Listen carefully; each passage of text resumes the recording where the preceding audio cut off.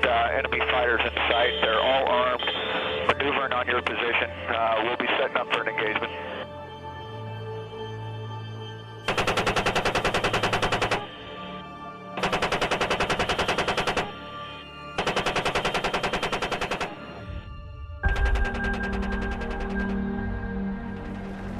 From the fall of Saigon to the fall of Afghanistan, soldiers have been fighting wars that were never finished and with their missions abandoned.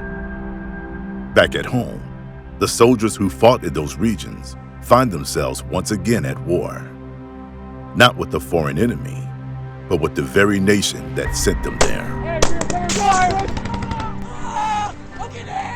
For over 20 years, the global war on terrorism has injured and killed tens of thousands of American service members. On my orders, the United States military has begun strikes in Afghanistan. The ones that survived their injuries and returned home are being dishonorably discharged at an alarming rate. The Department of Defense is stripping them of their benefits, honors, and most importantly, their dignity, leaving them without the vital medical care and financial support owed to them and their families.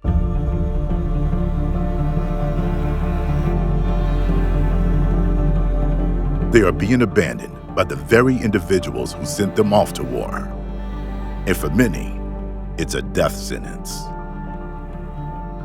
Casualties of the abusive discharge practices, journalists familiar with the issue, and confidential informants inside the Department of Defense go on the record as to why the DoD is doing this, how they're doing it, and what they're doing to individuals who speak up.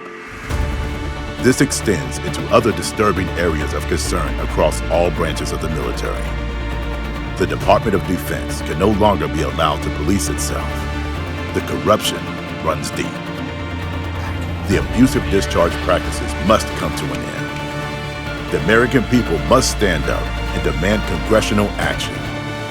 Left, right, or center, this is one issue the country can and will galvanize around. Congress must hear all of our voices, and soon they will.